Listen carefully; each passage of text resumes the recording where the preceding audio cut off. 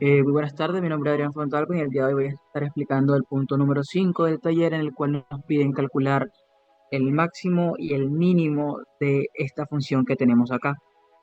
Primeramente me disculpo, aquí es x elevado a la cuarta. Hay un pequeño error de indentación que pronto corregiré. Menos 2x al cuadrado.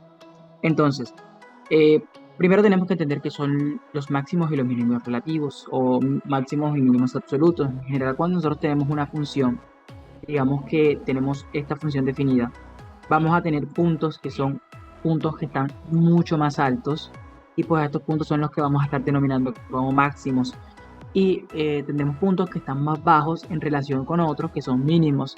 En nuestra vida real, en nuestra vida cotidiana, es importante conocer esos máximos, esos mínimos, porque nos van a permitir, pagar redundancia, maximizar o minimizar eh, las condiciones de las circunstancias o el modelo o la situación que nos esté controlando nuestra función. Porque recordemos que en general la función nos está modelando un comportamiento de alguna serie de eventos de la vida real. Entonces, para nosotros poder hallar esos máximos y esos mínimos, es necesario primero conocer que ellos se van a hallar en lo que vamos a llamar puntos críticos. Los puntos críticos son aquellos puntos donde la derivada de la función es igual a cero. Es decir, esos puntos donde tenemos una derivada que está completamente horizontal. Esos son los puntos que vamos a llamar máximos o que vamos a llamar mínimos.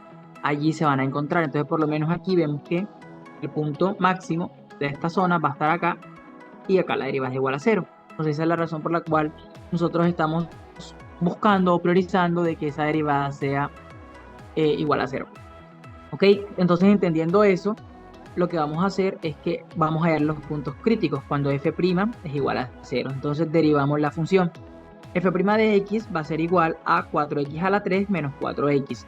Recordemos las reglas de integración. Cuando tenemos x a la n, la derivada de x a la n es nx a la n menos 1.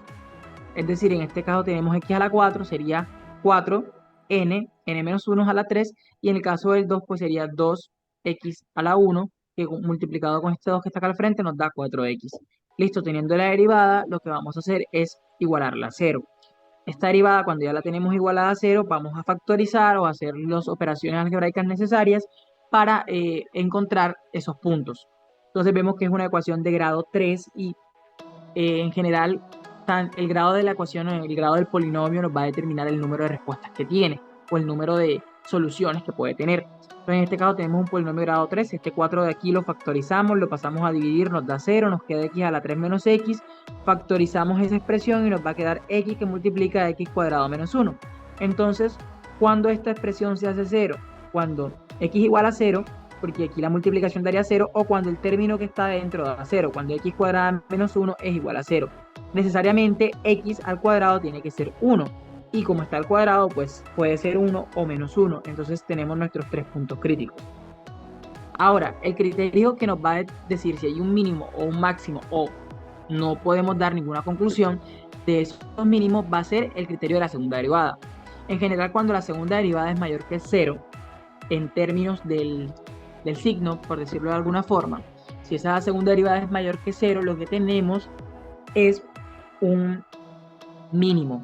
Y si esa derivada es menor, sí, perdón, si esa derivada es mayor que 0, o sea, si es positivo el valor, tenemos un mínimo, y si es negativo, pues tenemos un máximo.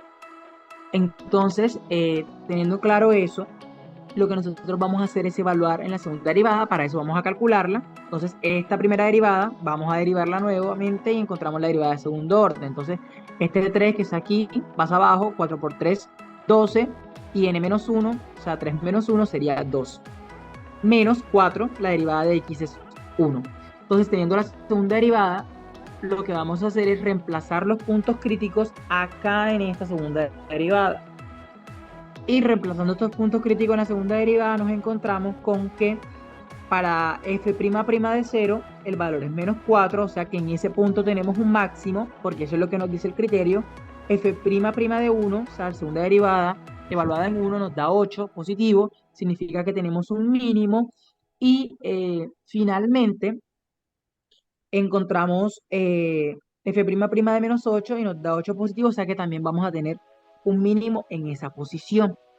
y estos serían los mínimos que hay. ¿Qué pasaría si la segunda derivada evaluada nos da cero?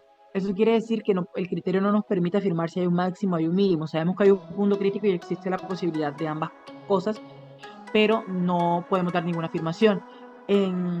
Según las investigaciones que yo realicé, en cálculos más complejos eh, y en varias variables, eso se le llama también punto de sillas, cuando podemos encontrar esos puntos que no son ni máximos ni mínimos, pero aquí en el plano pues no tenemos información. Al final el valor del punto de cada punto mínimo y de cada punto máximo va a ser la coordenada del punto crítico, coma, la función evaluada en ese punto. Por ejemplo, aquí sería 0, f de 0. Entonces, f de 0 sería 0. Entonces, en 0,0 tendríamos un valor que sería mínimo y un valor máximo, y pues los puntos mínimos pues también sería lo mismo. Si nosotros descendemos aquí en el documento hacia abajo, encontramos pues los otros puntos, que sería 1, f de 1 y menos 1, f de menos 1, que sería pues la función evaluada en menos 1, y esos serían los valores de los puntos mínimos y los puntos máximos. Listo, eso sería todo el ejercicio, podríamos verificarlo por GeoGebra.